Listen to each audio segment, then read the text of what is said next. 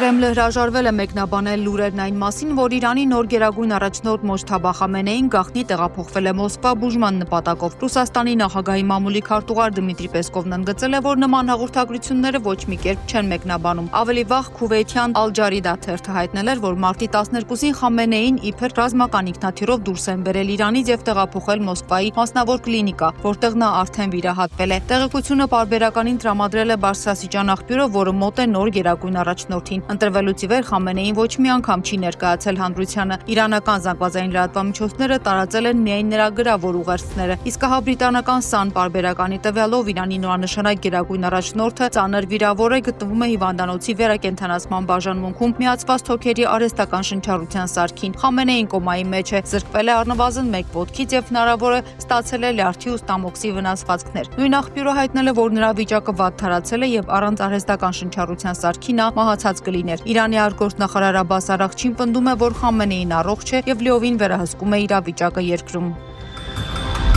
Իրանը ողջունում է ցանկացած տարածաշրջանային նախաձեռնություն, որը կհանգեցնի պատերազմի արդարացի ավարտին, իսկ Հորմուզի նեղուցը բաց է բոլորի համար, բացառությամբ ամերիկյան նավերի եւ ԱՄՆ դաշնակիցների նավերի, հայտարարել է Իրանի արտգործնախարար Աբբաս Արաղչին, հավաստիացնելով, որ մինչ օրս պատերազմը դադարեցնելու որևէ հատուկ նախաձեռնություն սեղանին չկա։ Մենք ասում ենք, որ չենք ցանկանում զինադադար ոչ թե այն պատճառով, որ ձգտում ենք պատերազմի, այլ այն պատճառով, որ այս անգամ այս պատերազմը պետք է ավարտվի այնպես, որ մեր թշնամիներն այլևս երբեք չմտածեն հարձակումները կրկնելու մասին։ Իրանը կպայքարի այնքան ժամանակ, քանի դեռ ԱՄՆ նախագահը չի հասկացել, որ անօրինական պատերազմը, որը նա պարտադրել է թե ամերիկացիներին, թե իրանցիներին, սխալ է եւ երբեք չպետք է կրկնվի։ Զոհերը նույնպես պետք է փոխհատուցում ստանան։ ԱՄՆ-ն Իրանից պահանջել է անվերապահ կապիտուլյացիա, իսկ հիմա ստիպված է իր դաշնակիցների շրջանում աջակիցներ փնտրել Հորմուզի նեղուցով նավերի անվտանգացումը երաշխավորելու համար, նշել է Արաղչին։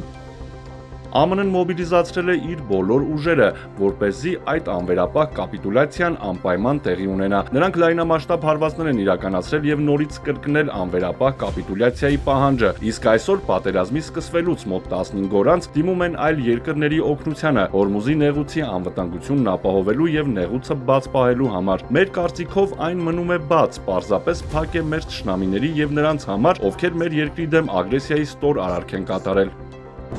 Մինչև այդ ԱՄՆ նախագահը ասել էր, թե Իրանը ցանկանում է գործարք կնքել, բայց ԱՄՆ-ն չի ցանկանում, քանզի գործարքի պայմանները դեռ բավականաչափ լավը չեն։ Թրամփն աշխատում է Հորմուզի նեղուցը վերաբացելու համար երկրների կոալիցիա ստեղծելու ուղղությամբ, նաև դիտարկում է Իրանի համար կարևորագույն Խարկ կղզու գրավման հնարավորությունը, որի միջով արտահանվում է իրանական նավթի շուրջ 90%-ը, եթե լցանավերը փակված մնան Պարսից ծոցում։ Մի քանի երկրներ պարտավորվել են օգնել Հորմուզի նեղուցի անվտանգության ապահովման հարցում։ Այնքան շատ նավթ, գազ կա, այնքան շատ կա այնտեղ, բայց գիտեք, դրանց մատակարարումը մի փոքր արգելափակվել է։ Դա շատ շուտով կվերականգնվի։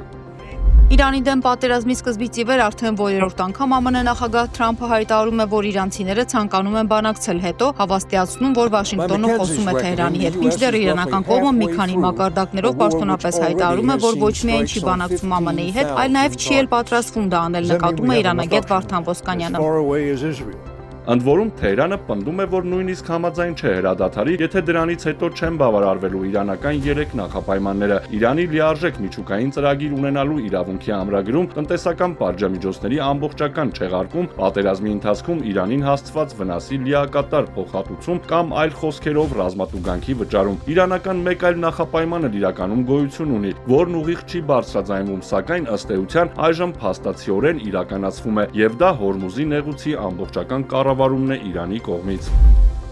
Իրանի զինվորականները խոստացել են սպանել Իսրայելի վարչապետ Բենյամին Նեթանյահուին իրանական մեհր լրատվական գործակալության փոխանցմամբ Իսլամական հեղափոխության պահապանների կորպուսը հայտարարել է, որ կշարունակի հետապնդել Իսրայելի վարչապետին եւ ուժով կսպանի։ Նաեւ պնդում են, որ իր հարձակումների 50-րդ ալիքի ընթացքում ոչնչացվել են Իսրայելում գտնվող թիրախները եւ տարածաշրջանում 3 ամերիկյան բազաները։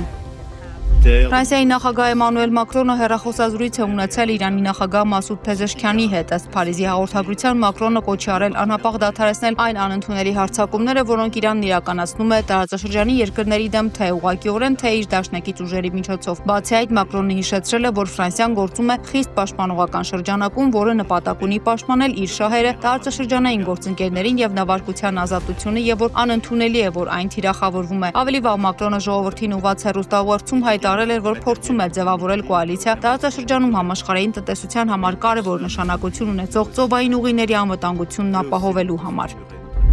Ռուբեն Վարդանյանի ընտանիքը հայտարարություն է տարածել, ըստ որի մարտի 13-ին ընտանիքի հետ հեռախոսազրույցի ժամանակ Վարդանյանը փորձել է հրապարակային կոչով դիմել Ադրբեջանի օմբուդսմեն Սաբինա Ալիևային, բայց հեռախոսազրույցը հարկադրաբար ընդհատվել է։ Վարդանյանը ստիպված է եղել դիմել այս քայլին, քանի որ նախորդ 10 օրերին օմբուդսմենի հետ փաստաբանի միջոցով գրավոր դիմումներով եւ հեռախոսազանգերով կապ հաստատելու փորձերը որևէ արդյունք չեն տվել։ Դատավարություններն ավարտվել են 1 ամիս առաջ, սակայն ոչ Ռուբենը, ոչ էլ մյուս հայ բանտարկյալներն իրենց պաշտոնական դատավճիռների տեքստերը որևէ լեզվով դեռ չեն ստացել։ Նրանք չգիտեն, թե ինչ հոդվածներով են դատապարտվել, երբ կամ ուր են նրանց տեղափոխելու։ Մենք խորապես մտահոգված ենք ստեղծված իրավիճակով։ Նրա եւ մյուս հայ գերիների կացության մասին արժանահավատ տեղեկությունների բացակայությունը եւ Ադրբեջանում մարդու իրավունքների անկախ մեխանիզմների վերացումը, այդ թվում երկրից Կարմիր խաչի միջազգային կոմիտեի հեռացումը, բոլոր գերիներին զրկում են ինստիտուցիոնալ որևէ պաշտպանությունից։ Մենք նաև մտավախություն ունենք, որ նույնիսկ կարճ հեռախոսազրույցները կապի պահպանված միակ միջոցը կարող են դադարեցվել։ Մենք հրապարակում ենք Ադրբեջանի օմբուդսմեն Սաբինա Ալիևային ուղղված Ռուբենի դիմումի աուդիո ձայնագրությունը, որը նրան թույլ չեն տվել ավարտել։ Հուսով ենք այն կհասնի հասցեատիրոջը։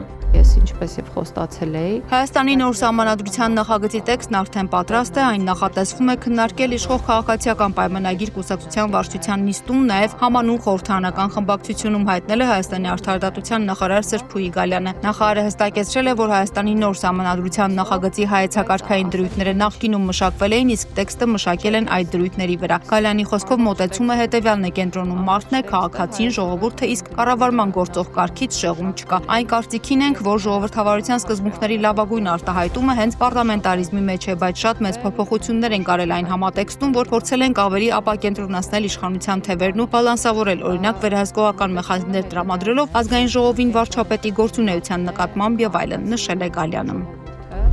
Նորին սուրբոցություն Տեր Գարեգին երկրորդ ամենայն հայոց կաթողիկոսի հայրապետական տնօրինությամբ Վայոց ձորի թեմի առաջնորդ գերաշնորհ Տեր Աբրահամ arczepiskopos Մկրտչյանը ազատ է կացուցվել թեմակալ առաջնորդի պաշտոնից եւ կոչվել հանգստյան իր գրավոր եւ բանավոր դիմումների հիման վրա։ Հայրապետական տնօրինությամբ Սյունյաց թեմի առաջնորդ գերաշնորհ Տեր Մակար եպիսկոպոս Հակոբյանը համատեղության կարգով նշանակվել է Վայոց ձորի թեմի առաջնորդական տեղապահ իրականացնելու թեմակալ առաջնորդի պարտականությունները։ Հիշեցնենք Աբրահամ Սրբազանը միացել էր եկեղեցու դեմ արշավ հայտարարած Նիկոլ Փաշինյանի բարենորոգման շարժմանը։